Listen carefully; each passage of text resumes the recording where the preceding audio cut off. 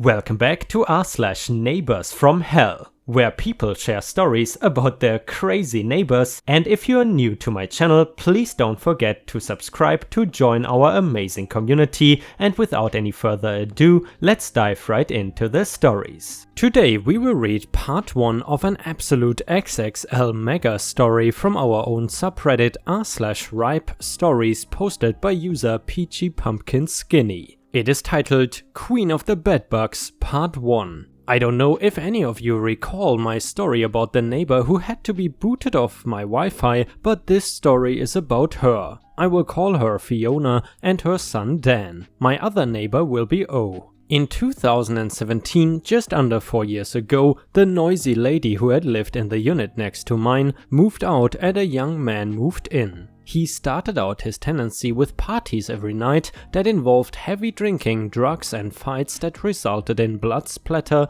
blood pools and vomit all over the halls and walls. The beer cans and liquor bottles made a trail from his door down the stairwell and into the lobby. He didn't last long there. The tenants on my floor made so many complaints to the office about him that he was gone in a month. Fiona moved in a short while later. Compared to the 2 previous tenants, she seemed like the answer to a prayer. She was a quiet tenant and social with her neighbors. Although she didn't seem too bright, she was pleasant to talk to. She said she had been a building superintendent in a previous job, so she knew her responsibilities as a tenant and a neighbor. I would visit occasionally and she would show me the things her son was doing around the apartment when he visited to make it nicer. Over the next couple of years I helped her out quite a bit. She was an excitable person who couldn't think clearly when she was upset, and I would sit with her and help her with things like figuring out the sequence of events for an upcoming court case and help her in getting through straits in her head when she was upset.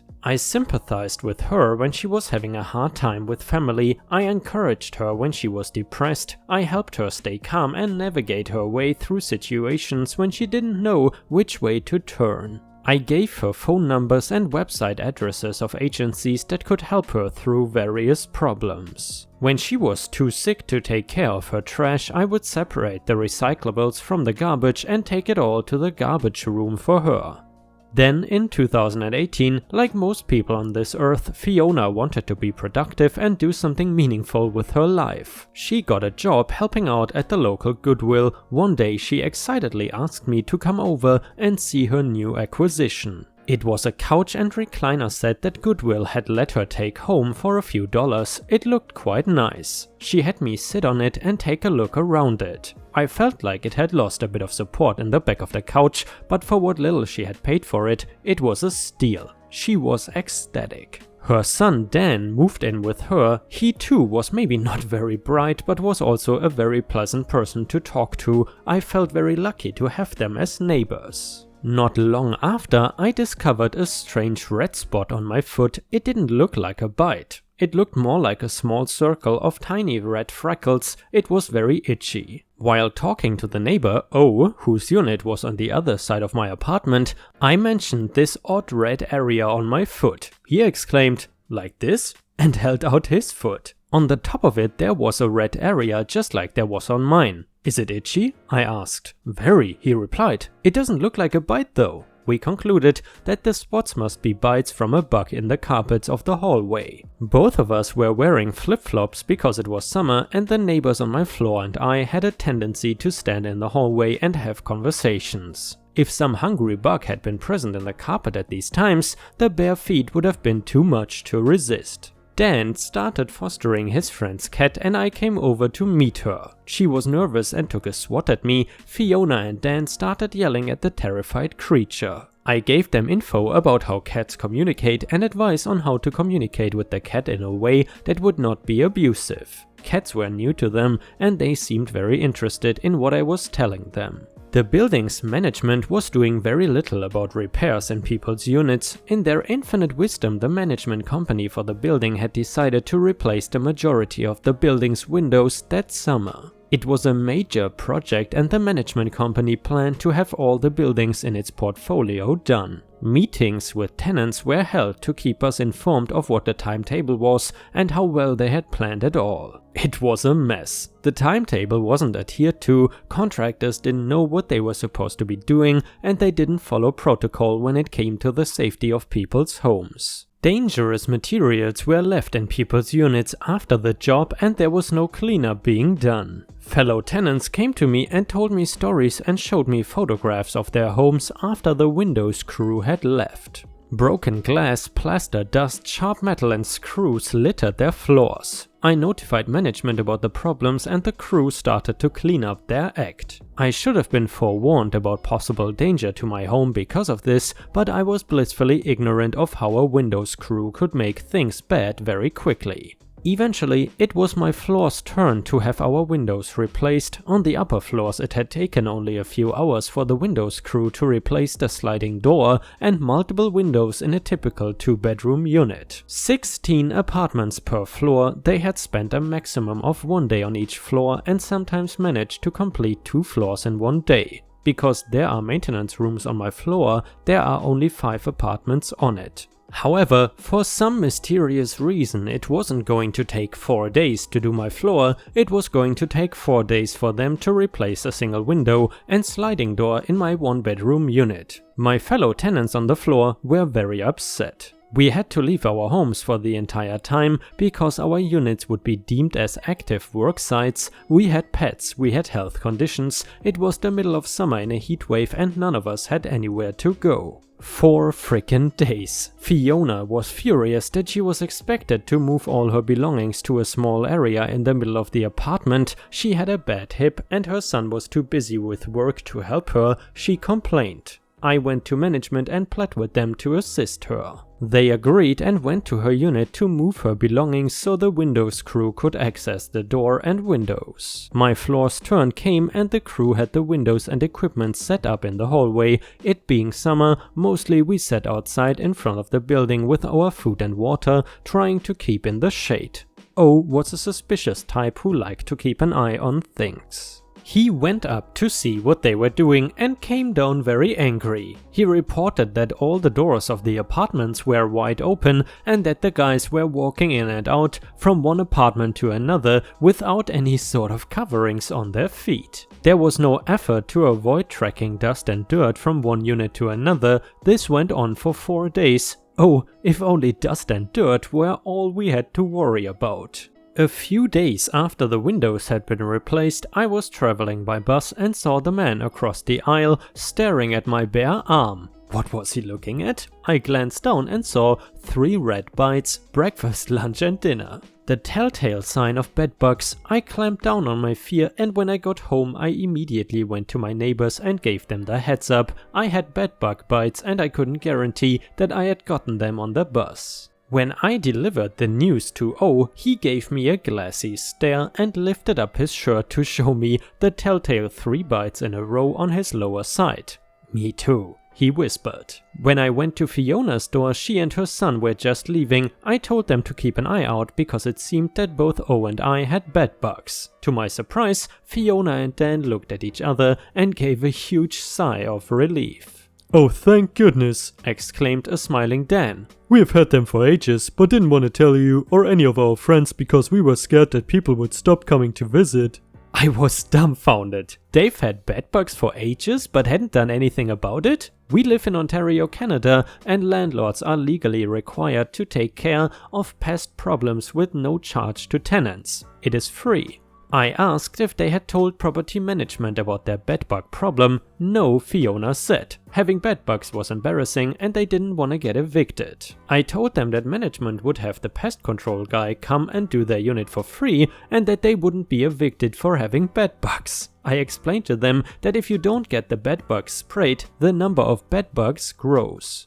Bedbugs don't compete for food, they spread out and find new territories, new apartments to feed in. It was precisely when they had bedbugs that they should be warning their friends and neighbors to stay away. They stared at me with blank faces, they just were not getting it. I got Fiona to agree to tell management. The people in the unit directly across from O started vigorously vacuuming their apartment several times a day. The hall reeked of bug spray. The lady down the hall with the kids started burning incense like it was going out of style. O had a permanently panicked look in his eyes. I found new bites on my body every morning and felt like my heart would pop out of my chest with worry. Fiona and Dan were serene.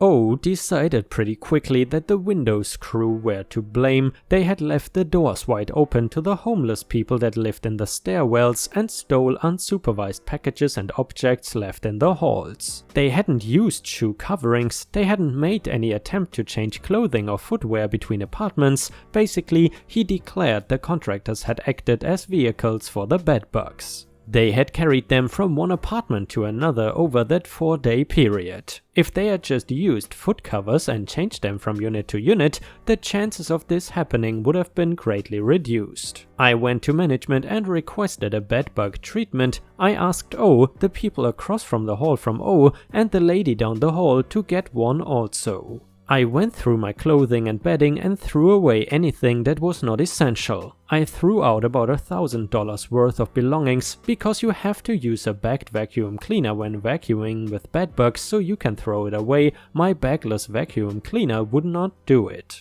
I had to buy a new vacuum cleaner. I tried to find an inexpensive one that took cheap paper bags, but they were all sold out. Instead, I had to get a $400 vacuum cleaner that took fabric bags that cost about $8 each. Because I could not afford to toss the bag out after every vacuuming, instead I put it in a sealed plastic bag and put it in the freezer after every use. I am on a disability pension and all this hit me very hard. The pest control guy came and sprayed my unit. I did my research and found that at least 2 bedbug sprays would be required, 2 weeks apart to account for bedbug hatchlings. You want to get them as they hatch before they develop into maturity and reproduce.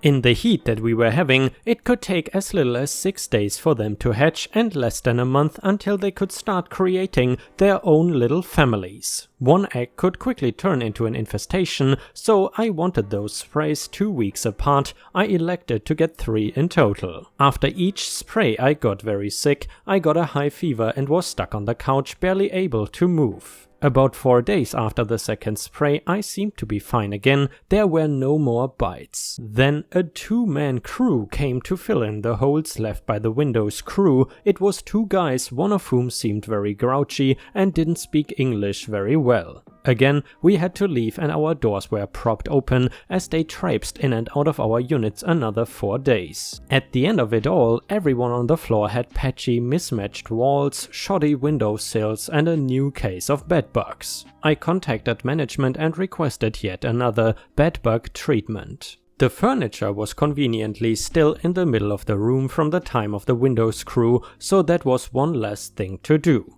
The cat and I sat in front of the building for another few hours while the pest control guy sprayed the unit again. A friend cooed over the cat and I got snuggled by her dog. In a case like this, getting your place sprayed for bedbugs only works if everyone on the floor gets it done at the same time. I asked O if he had gotten his place sprayed. No, he said. He had too much stuff to move and with his bad neck, he couldn't move it himself. I asked him to please try and impressed upon him the fact that bedbugs spread out and find new hosts. He insisted that he tasted so good that any bedbugs he had would stay with him and would not leave. I told him no one's blood is that tasty and addictive, but I couldn't change his mind. A couple of weeks later, I asked Fiona and Dan if they'd had their place sprayed yet. Oh yes, they replied, it was sprayed. Do you still see bedbugs? I asked. They said a few, but they were sure that they would be gone soon because they were spraying bug spray, vacuuming all the time and putting dryer sheets everywhere. They also had a cockroach infestation, Fiona mentioned. I asked if they were going to get a cockroach treatment. Oh no, she said. I am very stressed with the court case, and preparing for a cockroach treatment is just more than I can handle right now. Dan is always at work, and I cannot prepare the place on my own. I offered to help her prepare, but she repeated that she was overwhelmed right now and couldn't handle the stress. Maybe she would take advantage of my offer and have me help her get ready for a cockroach treatment later. The bedbug treatment in my apartment worked and I was blissfully bedbug bite free. A couple of months passed and I had a radiator problem in my apartment. I contacted management and they sent over the heating and cooling contractors. They chatted with me as they walked around and inspected my rats, telling me that they had just come from Fiona's place to adjust hers. A couple of days later I had a footful of bedbug bites. I waited a few days to see if I would get any more. I did not. I thought I was safe, and then I put on the sneakers I kept beside the door and went out one day. I felt itching on the same foot but in a different area. I took off my sneaker and found 4 new bites. There was a bedbug in the shoe. I figured out that yet again contractors had brought bedbugs into my home. One had dropped off one of the heating and cooling guys and fallen into my shoe. I was taking no chances. I scheduled another bedbug spray. I spent the days leading up to the spray engaging in the usual prep, moving furniture and spending hundreds of dollars and many hours on washing and drying anything fabric on high heat. The dryers were underserviced and not hot enough, but I did what I could. I threw out any shoes that had been by the door. The cat and I went through another day of sitting outside while our unit was sprayed. I had been hearing a bird chirping loudly from Fiona and Dan's. When I asked Fiona about it, she invited me over to meet the newest member of her family. He was a 6-month-old cockatiel and he was learning a few words. And by the way guys, my apologies, seemingly some sort of monsoon rain just started and it is pouring down really heavily. In addition, the power just went out, so I will just keep recording. Anyway, he demonstrated his vocabulary and showed me where he liked to be scratched. "Watch this," said Fiona. She got an empty toilet roll and held it in her right hand. Then in her left she picked up her bird and held his feet between her fingers so he couldn't get away. Then she started poking him in the face with the toilet roll. He struggled to get away, practically screaming. She continued to poke him in the face with the toilet roll as he bit at it and struggled. "Fiona," I cried, "what are you doing?" Dan does this with him. She explained with a giggle. He says he's helping him get his frustrations out. "What frustrations?" I demanded. "The only frustrations that little bird has is being poked in the face with a toilet roll." She continued to giggle while poking the bird in his little face. His screams of fury made me nauseous. "This is abuse," I told her. "This needs to stop. I cannot take this. I'm leaving." And I left. I was completely bewildered by her behavior and by Dan's. They didn't seem like cruel people, they seemed to dote on the little bird. Were they really so oblivious that they didn't realize what they were doing to the poor little fella? A few weeks later I asked Fiona if she had ever gotten her place sprayed for bedbugs. Forgetting that she had told me yes before, this time she told me that she had not. She then told me how she was killing them off with dryer sheets. She enthusiastically told me the wonderful technique of putting dryer sheets in all the clothing and furniture and that the smell killed the bedbugs. I tried to stay calm as I told her that doesn't work and that she needed to get her place sprayed. The lady with the kids at the end of the hall told me that burning incense would kill her bugs. And if not, then, well, they are only some bugs, they are not going to kill us. The people across the hall from O were convinced that constantly vacuuming and spraying bug spray would take care of their problem. And O felt so anxious every time he contemplated preparing for a treatment that he refused to even think about it. Fiona started running an essential oil vaporizer all the time, maybe in the hopes that it would fight the bedbugs. I felt lost. I felt helpless. I didn't know what to do. Clearly the lady at the end of the hall wasn't taking action, O wasn't taking action, Fiona wasn't taking action, and the people across the hall from O were not taking action either. At least, not any effective action. I went to management, I told them the situation, I begged them to intervene. They were not going to push O, they said. O would push back and they didn't want the stress. They could ask the others to prepare, though they couldn't tell them to. After all, they said that they would be interfering with those tenants' reasonable enjoyment of their rented premises. Everyone on the floor refused to let the pest control guy into their apartments. A month after my unit's most recent spray, Fiona asked me to come over to help her with some papers. I went over and elected to stand. "It's okay," she said. "I got the place sprayed." I sat on the hard kitchen chair next to the couch, sorting her papers and helping her organize her thoughts. She insisted I sit on the couch. She didn't feel like a proper host when I was sitting on that hard chair, she said, so I sat on the couch. That night I got more bites. I had my unit treated 2 more times. The night of the second spray I was sitting on the cushionless couch when I spotted something small racing across the surface of a cushion, leaning against it. My eyesight was failing because of the constant chemical exposure, so I had to grab my reading glasses so I could catch it. It was a bedbug and it was speeding across that couch cushion like a Formula 1 racer. I was horrified at how fast those little buggers are. Obviously Fiona had not had her place sprayed. This time, after feeling sick for 4 days following the pesticide spray, I continued to feel hot and feverish even though the weather was getting cooler. And this time 2 sprays was not enough to end the bites. This time it took a total of 4 sprays before they stopped. The bedbugs kept on coming. I had my door taped up with duct tape all around. I had weather striping all around the outside to seal it. I couldn't figure out where the little blighters were coming from. The people across the hall from O were constantly vacuuming and the hallways always smelled of bug spray. O lived in constant panic. Each time O called to tell me that he was being bitten again, my heart would start racing and I would beg him to get treated. He said he would not because there was too much stuff to move and the whole idea was freaking him out too much to think about. Every time he called to tell me about his bites, I would panic too. I was getting desperate. I was living with my belongings in bags and constantly being exposed to pesticide. Life was spent being sleepless, panicking over any little moving thing seen, keeping a sharp eye on anything that could be a bedbug. The itching was constant. I did a pretty good job of staying grounded through it all, remaining logical and carefully inspecting any itch, sore spot or piece of lint to see if it were truly anything to worry about. Most of the time it was not, but sometimes it was a new bite, another bedbug, and that meant another treatment or 2. Then in 2019 I had spent a fortune on garbage bags for the laundry and clear contractor bags to put washed clothes and soft furnishings in too. I had spent a fortune on washers and dryers. I'd lost over $1,000 worth of belongings because the risk of keeping anything that had been on the floor or was touching something on the floor was too great. I was overheating for no reason and was sweating so much that I had to go to the hospital for dehydration. I'd had an IV stuck in my arm and 2 liters of fluid put into me. My vision was failing, I had started to faint and was not feeling well enough to keep pushing furniture around to accommodate a pest control operator.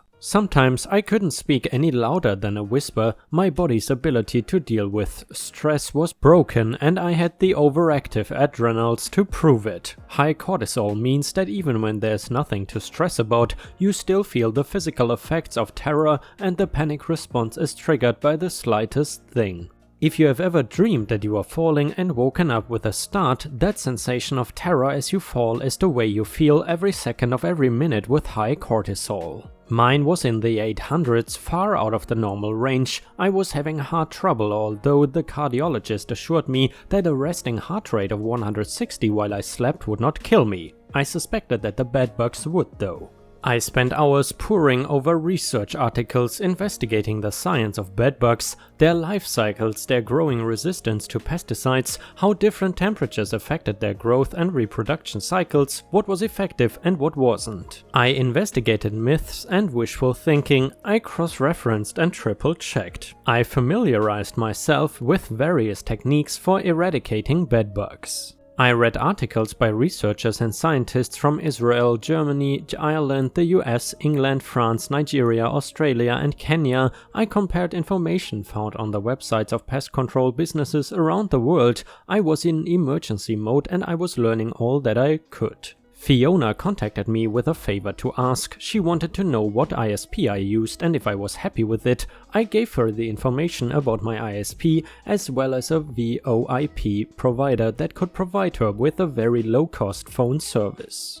Then she wanted to know if she could use my Wi-Fi. Hers was running out, she explained. She was going to use Dan's phone for internet access, but really needed Wi-Fi for her laptop. She only needed my Wi-Fi for a couple of weeks, she said, and then she was getting a new internet service at the beginning of the next month. Despite a nervous feeling in my gut, I went to her place and set up her laptop so it could connect to my Wi-Fi. A couple of days later I got more bytes. I admit I was slow on the uptake, I was too trusting, I wasn't making the connection, I got my place sprayed again. 2 months later I found more bytes on my torso. With my heart pounding in panic, I reread the Ontario Residential Tenancies Act and went to management again. I pointed out the section that said it was the landlord's responsibility to take care of the pests when they knew about them. I made it clear that by not ensuring that everyone on the floor got their place sprayed for bedbugs, the continuing infestations were interfering with my reasonable enjoyment of my rented premises. Ah, legalese. That got their attention. "We could do a block spray," the property manager said thoughtfully. "That means everyone on your floor and the floors above and below has to get their units done on the same day." "Please do it," I responded. Fiona had said how stressed she was and how overwhelmed she was at the idea of having to prepare her unit for a bedbug spray. I needed everyone to get sprayed. I knew she was not the only one feeling overwhelmed, so I called around town and found an agency that would help low-income tenants in the city prepare for a bedbug spray. I arranged for the agency to contact the property manager. When contact had been made and permission given for the agency to come into the building, I printed out the agency's information and put it up in the hallways and on the building community notice board. Now anyone who needed help could call and get it. If we could get everyone to get help with bedbug spray preparation, I thought hopefully maybe the whole building could get done and we could get the building bedbug free. The agency came to help the tenants who contacted them. While I was frantically spending hundreds of dollars on laundry yet again, the agency came out and did Fiona's laundry for her for free. They bagged her belongings and inspected her furniture for bedbugs. They discovered that her couch and recliner from Goodwill were infested. "You have to get rid of it," they insisted. Fiona refused. She was not going to get rid of the seat. It was such a good deal and she loved it. "You must," the agency told her. "It is packed full of eggs and crawling with bedbugs. Even if it were sprayed directly, a spray would likely not kill everything. It cannot be saved." Fiona would not budge. The agency came the next day and kept at her until she finally agreed to let them take it. They dragged it down the hall to the elevator and took it to the garbage room. They did not wrap it in plastic like they were supposed to. Oh, and I smashed the odd bedbug on the hall walls after its transport down the hall. Meanwhile, I went searching online for affordable heat treatments and found a large device that could heat up items in bags. You could even fit a kitchen chair in there. As I said before, I am on a disability pension, which means I have very little money coming in. But considering how much I had lost financially already because of the bedbugs, what was $700? It would save me more in the long run, I reasoned. I bought it. There was a heat wave and it was averaging 32 degrees Celsius, which is 86 Fahrenheit, during the day. I ran the heating device day and night. Outside was positively pleasant compared to the temperature in my apartment. I measured the temperature inside at a steady 35.7 degrees, aka 96 Fahrenheit. I spent that time naked and covered in sheets of sweat. I had to monitor the temperature inside the heat box so I couldn't leave it for long. I kept the cat's litter box, food and water in the air-conditioned bedroom. I only ventured out into that furnace of an apartment if absolutely necessary to get food and water and to take bags out of the heater and put more in. The cat and I lived in the bedroom for 12 days and nights while the heat box labored in the living room, killing bedbugs. It is truly amazing what we can endure. The day finally came for the block spray. The superintendent knocked on my door to tell me it was time to move out. In the hall, the pest control guy was arguing with the lady across the hall from O as she refused to let him in. Her cat had just had kittens, she explained, and she couldn't move them. My heart sank. While I understood about the kittens, I had hoped that everyone would have their units sprayed today and that the nightmare could finally be over.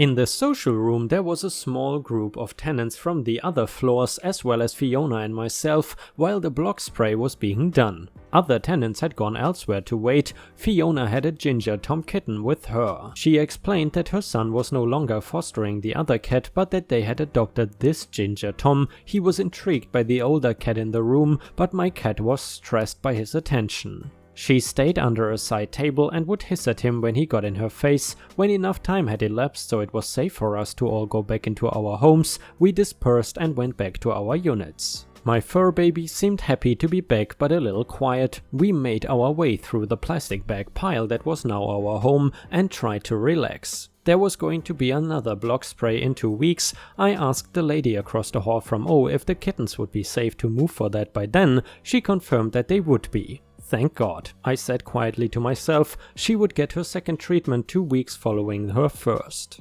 We had the second block spray 3 weeks later, not 2. From the smell of pine sol in the hall, the people across the hall from O had obviously started washing the pesticide off their floors as soon as they had gone home. The pesticide used is residual and works for a minimum of 2 weeks, killing any bug that crawls across it. By washing it off, these folks were essentially making the treatment useless. I told management that people were washing away the pesticide and asked them to please let everybody know how it worked and that they needed to let it sit for at least 2 weeks. When the next treatment for the people across the hall from O was scheduled, I asked the lady if she was going to leave the pesticide on the floors. Of course, she said. That sounded great to me. So now there had been 2 block sprays, 3 floors had been treated, both O and I, as well as the people across the hall from O and the lady down the hall were bedbug free. A week later, Fiona got rid of her mattress. Dan dragged it down the hall without a plastic cover and put it in the garbage room. I squashed another bedbug on the hallway wall